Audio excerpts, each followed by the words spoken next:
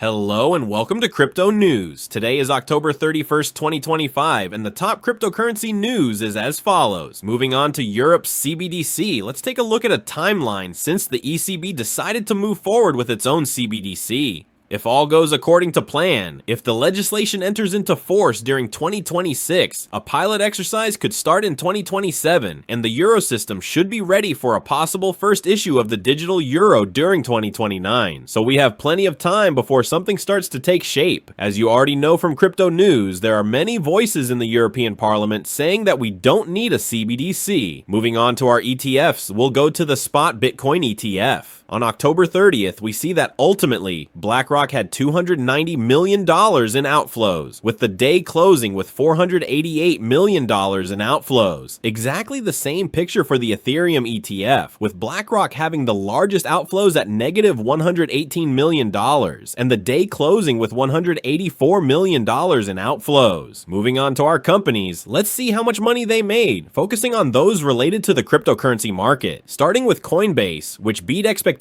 for Q3, reporting $1.9 billion in revenue, up 26% quarter over quarter. Meanwhile, Strategy reported $2.8 billion in profit for Q3. Next, we'll move on to JPMorgan. While we don't know exactly how much money it made, we'll look at its next steps in tokenization. As you already know from Crypto News, this means that JPMorgan will be expanding into this space, as it has converted a private equity fund into tokenized assets on its own blockchain, selling its products to high net worth clients. For starters, it's expected that more assets will be tokenized in the future, such as real estate and in general, everything that exists in the traditional financial system. Standard Chartered predicts that tokenization could reach $2 trillion by 2028 and believes that the majority will be on Ethereum, something I'm not entirely sure about, to be honest. Now, moving on to our exchanges, we'll move on to Bybit. In Japan, Bybit has stopped signing up new users. What's happening in Japan is that there is a regulatory reform that could allow banks to hold Bitcoin and operate authorized exchanges. So as you can see, new legislation is coming to Japan, and for that reason, Bybit has stopped registering new users to see what happens next.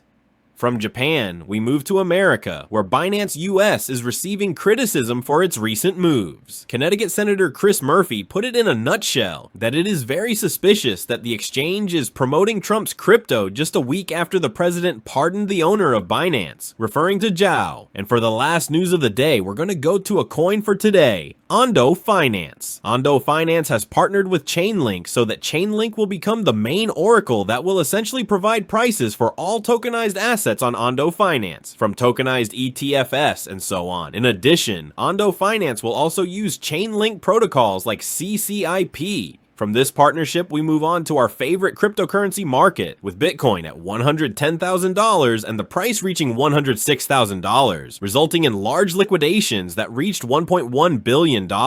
As I said in previous episodes, there was again very high leverage and someone had to lose money. However, there is also news that the market is probably starting to react, and that is that Trump, as you know from yesterday, has already met with the president of China. They met face to face to discuss, and what we learned is that Trump himself has already stated that America will reduce tariffs to 47% from 57%. He said he would be going to China in April and that she would come to the US at some stage after that, in comments carried by Reuters. So the market is probably starting to react to these events now because it is quite happy. As you understand, if two very powerful powers agree. That wraps up the top news for crypto today. Is October 31st, 2025. I'd like to remind you that the content you just watched is created for educational purposes only and should not be considered as investment advice, but rather as investment opinion. Please subscribe to the channel, leave a like, and feel free to comment. Take care, everyone, and have a good day.